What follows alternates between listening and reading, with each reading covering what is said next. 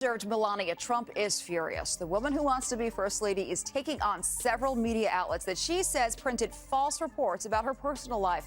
Now Melania is threatening to sue. Les Trent. Joke. Funny thing to say. He's had a real problem with Elon from the beginning of this thing, but it's like he's in this leftist.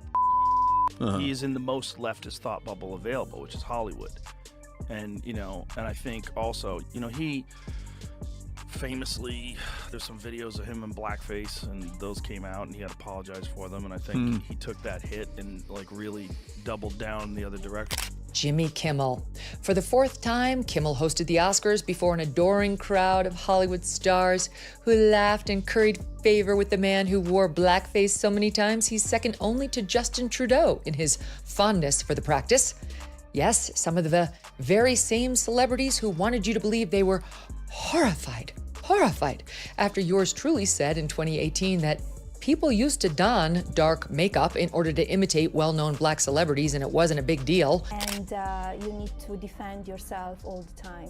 As you may heard, I file a few lawsuits, and I'm in the court now because they accuse me of doing stuff that I never did in my life, and they wrote lies, and I will not allow that. I will fight till the end because I don't want that they damage my reputation and my name. Late night comics would come on, and they occasionally would make us laugh, Piers. I mean, occasionally they understood that they were in the game of making everyone laugh. As you know, they've abandoned that game now, and they're just political operatives out there. Colbert, Kimmel, Seth Meyers, who I struggle to even mention that guy's name. He's such an absolute prick. Melania Trump doesn't usually make a lot of noise, but when she does, it's a storm. And this time, the target isn't a politician or some online trollets, one of the most recognizable faces on late-night television. Melania just filed a lawsuit for $100 million against Jimmy Kimmel, and it's not some petty complaint. Obviously, Kimmel's love of blackface was not a deal breaker for ABC, which already employs him as a late-night host, and which, in addition to its many blackface awards shows, also produced and promoted many shows and stars in blackface. It appears the real sin with blackface, you see, is talking about how standards on it have. She's accusing him of spreading lies about her personal life, mocking her accent, and using her as a punchline for years. It all came crashing down when Kimmel, once again, took aim at the former First Lady in one of his monologues. There's not a chance in hell that this is funny or gonna work. And when you see those flat, corny, late-night monologue jokes with no audience, Colbert, there's Jimmy Kimmel, there's Fallon. What they're doing is just like reading off of a teleprompter. So a bunch of really good joke writers wrote them some stuff, and then they're playing to the audience, and the audience is like laughing, so they get this feedback, and they know how to do that. They stand there, and there's applause signs. And then there's producers. There's the warm-up guy that's literally telling people to clock. They're like, okay, explaining to the people, okay, when Jimmy comes out, I want a big round of applause. But this time, Melania didn't just shrug it off. She went straight for the legal jugular. And it's not just about one joke, it's about a pattern. Years of disrespect, ridicule, and character assassination wrapped in fake comedy. And here's where it gets juicy, because this isn't just any lawsuit. It's one of the biggest defamation cases in celebrity history. Melania is demanding accountability in a way that Hollywood comedians are not used to.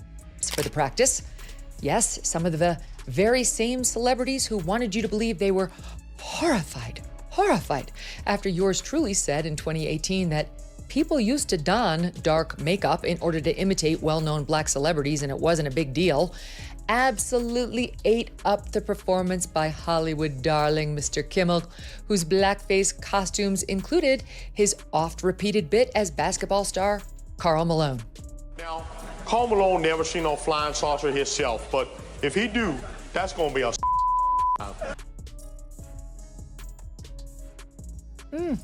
And let's not forget especially someone like Kimmel, who built a career on mocking people who rarely got a chance to punch back.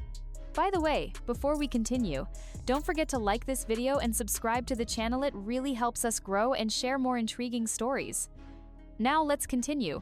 Jimmy Kimmel's a loser. I do Jimmy Kimmel. I did him a lot. Yeah. And he'd be standing on the sidewalk. Oh, sir, may I bring you in? He'd bring me in every time. The whole show is talking bad about Trump. He called us doofuses when we had you on. He's a group of in flat-brimmed hats. Guess what? We ask did him how many. what he did. Ask him. Yeah, you do bigger. Yeah, you do. Because as soon as this lawsuit went public, a few unexpected names stepped into the spotlight and they didn't come to defend Jimmy Kimmel. They came to roast him. Joe Rogan didn't waste a single second. The moment news broke about Melania's $100 million lawsuit, he pounced like a lion spotting a limping deer. You know how much it costs to produce Jimmy Kimmel's show? I guarantee you it's tens and tens of millions. It could be as much as 100 million. I have no idea. You know how much Tucker's video cost? Nothing. You know how much Jimmy Kimmel, how many people he gets tuning in on an average night? Just last week, his average was, in the overall, meaning all viewers, 1.5 million. In the key demo, 236,000. Tucker would have been embarrassed to pull that on any night he was on the Fox News channel. No warm-up, no easing into the top pitch, came straight for Jimmy Kimmel's throat. And he didn't just crack a few jokes, he broke the man down. Rogan laid it all out how. Kimmel went from a comedian people actually like to a sanctimonious late-night preacher constantly wagging his finger at America. But the real kicker? Rogan reminded everyone of Kimmel's own past, especially those resurfaced videos of him in blackface. That wasn't some teenage mistake. That was grown man, network TV blackface, repeatedly. And now the same guy who once dressed up like NBA star Karl Malone is pretending to be the moral voice of America? Rogan called out the hypocrisy without flinching. He even joked that Kimmel was only second to Justin Trudeau in his obsession with blackface costumes. We're 3 times what Jimmy Kimmel gets. And Tucker's little basement video that he did from clearly like his cabin that he broadcasts out of Maine in literally has 21 million views. Okay, 21 million views. Whereas, as I point out, on ABC, a massive network that comes into your home for free, that you have to make no effort to find, at best, Jimmy Kimmel can get 1.5 million. He needs to have a little self-perspective before going out there and hurling these insults because he looks a little... He made it personal too, saying this was no longer just about jokes. It was about someone who had used their platform to constantly punch down on a woman who never even ran for office. A former First Lady mocked for her voice, her background, her marriage, and now, finally, standing up and hitting back. To Rogan, it wasn't just hilarious, it was justice. Watching the loudest guy in the room finally choke on his own punchline. And then came Megyn Kelly calm, polished, and absolutely ruthless. She didn't just comment on the story, she tore into it like she'd been waiting for this moment for years. How weak and pathetic is a guy like that? The Tonight Show, which is dying. They're all dying. Where's Johnny Carson? Bring back Johnny. It made you appreciate, right, Uncle Sam? It made you appreciate the greatness of Johnny Carson. I go on his show, and he goes, "Is that your real hair?" I said, "Yeah." He said, "Do you mind if I mess it up?" So he grabs it, and he starts really going crazy, right? And everybody laughed, and it was a big thing, and it was a big hit. It was all over the place, and he got great ratings and all.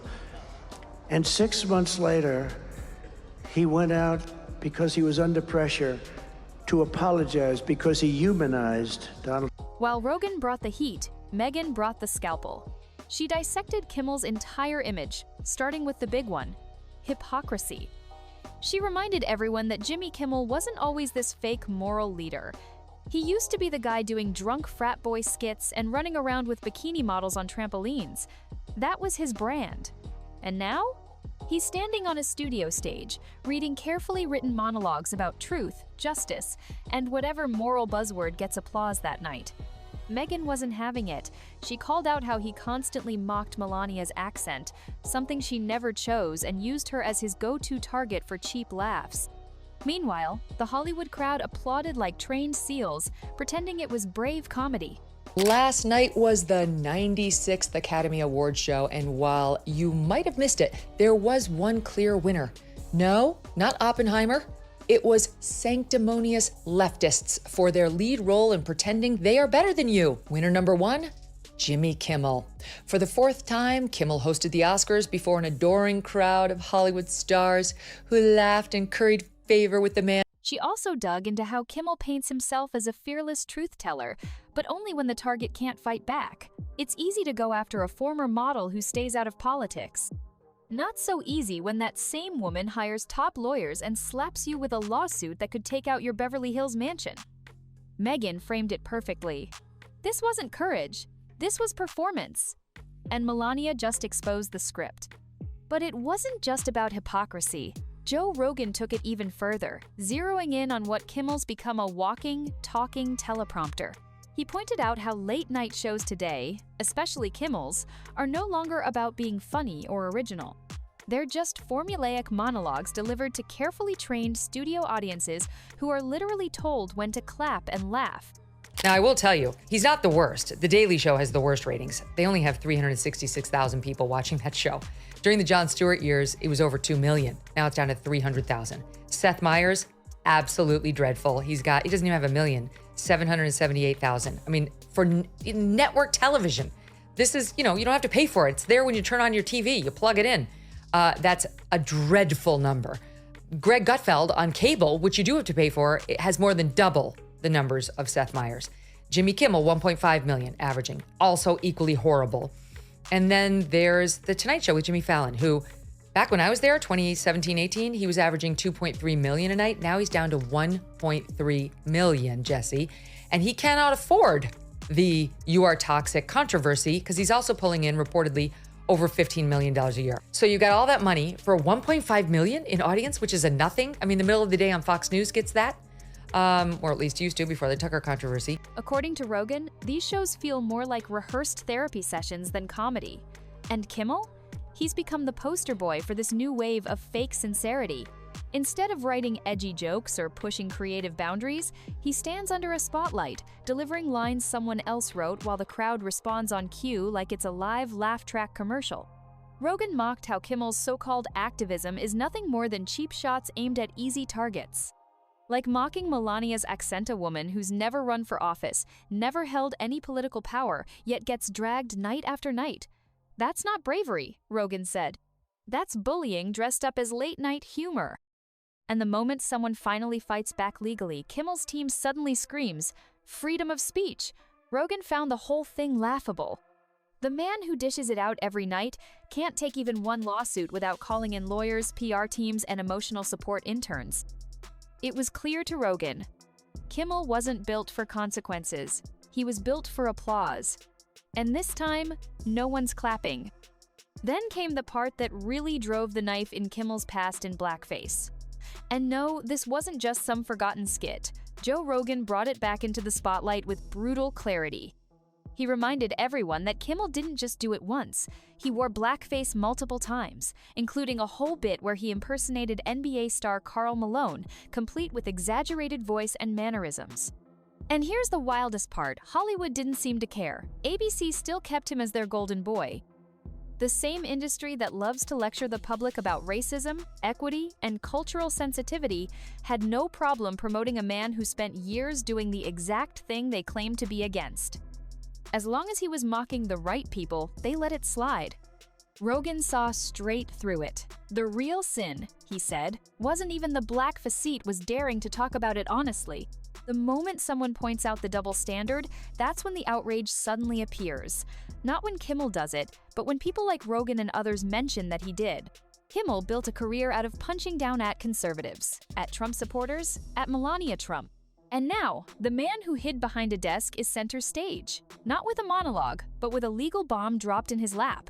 For Rogan, the irony couldn't be sweeter. The court jester finally got hit with his own pie.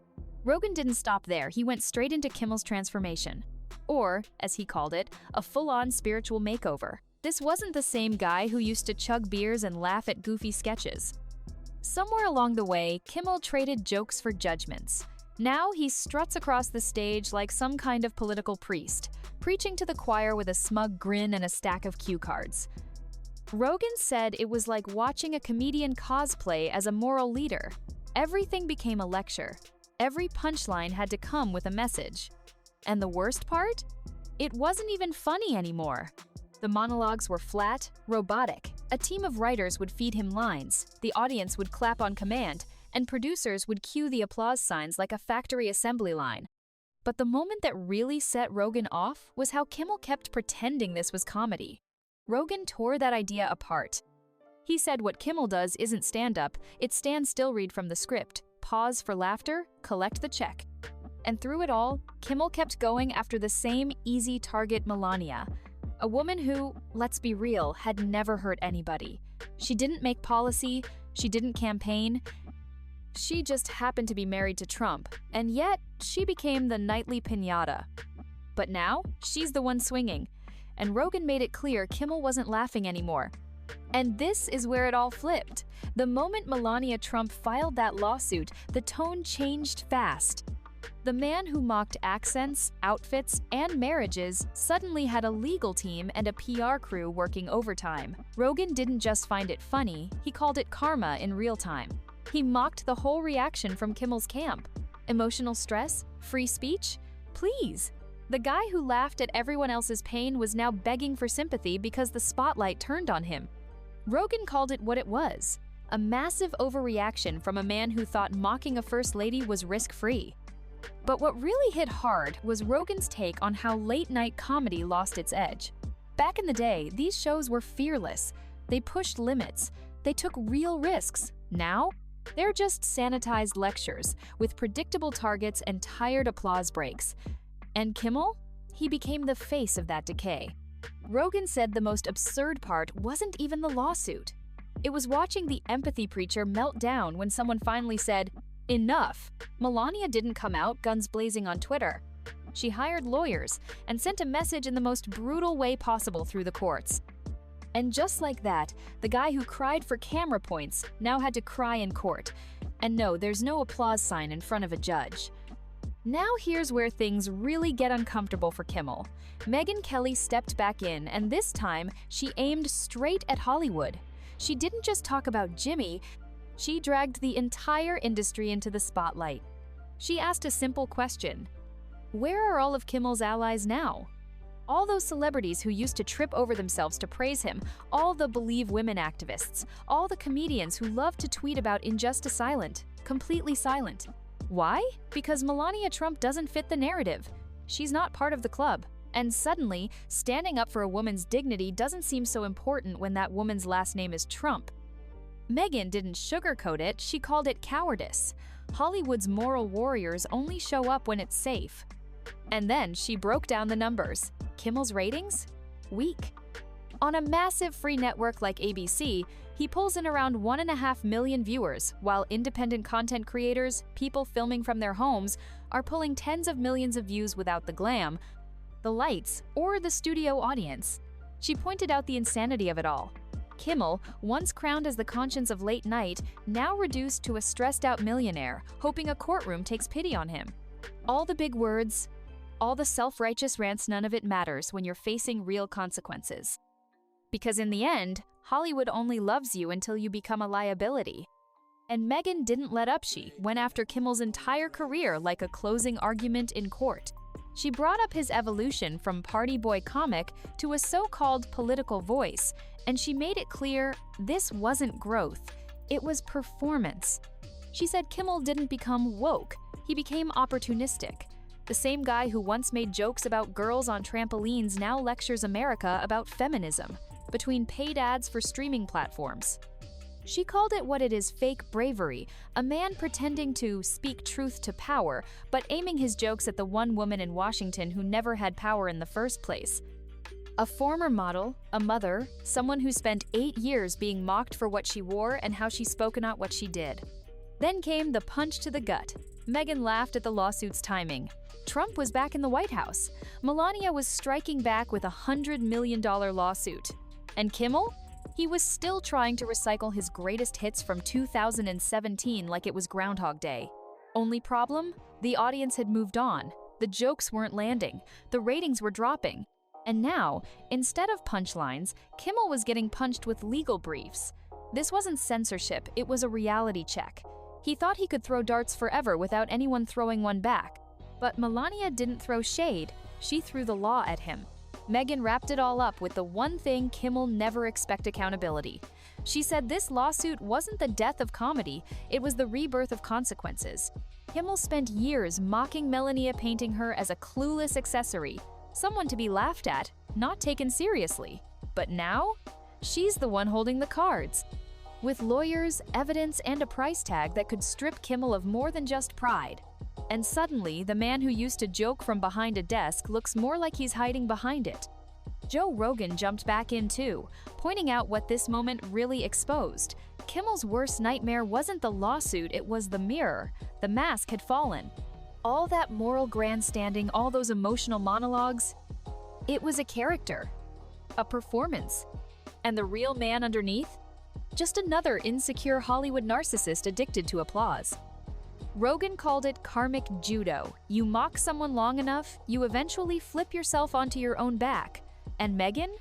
She called it justice with receipts, legal filings, and a financial hammer so heavy it might turn Kimmel from late-night host to used Prius salesman. The guy who once laughed at others' pain was now facing the kind of pain no laugh track could cover. And the wildest part? He still didn't get it. He thought satire would save him. But the courtroom doesn't care about punchlines. It cares about proof. And just when you think it couldn't get worse for Jimmy, Kimmel it does. Because now he's not just fighting a lawsuit, he's fighting the reality that his empire is built on fading relevance. Rogan imagined him pacing around his Hollywood office, oat milk latte in hand, while lawyers try to explain that just calling something satire doesn't make you untouchable. That studio laughter and Twitter likes don't matter when you're sitting in front of a judge. The real punch? This isn't just about one joke, it's about years of smug, targeted ridicule, a decade-long pattern of using Melania as a punching bag, night after night. The accent jokes, the outfit jokes, the marriage jokes, it's all adding up. And now it has a financial receipt stapled to it. Then came the real twist of the knife. The Oscars had just aired again, Kimmel hosted for the 4th time. And while the Hollywood elite clapped and smiled, the real headline wasn't in the theater. It was in the courtroom. Not Oppenheimer wins. No. The big winner? Sanctimonious leftists playing pretend on stage, trying to convince America they're better than everyone else. But behind the scenes, the golden boy of late night was scrambling. Because no amount of scripted charm could undo what Melania had just launched. The guy who used to hide behind jokes was now ducking subpoenas. And this time, the cameras were still rolling, but nobody was laughing. And then the silence hit. Not just from Jimmy Kimmel, but from everyone around him. Megyn Kelly pointed it out with a sharp edge. Where were all the loud voices now? The comedians, the activists, the blue-check celebrities who used to line up to defend him, to repost his monologues, to treat him like some kind of late-night hero? Gone. Vanished.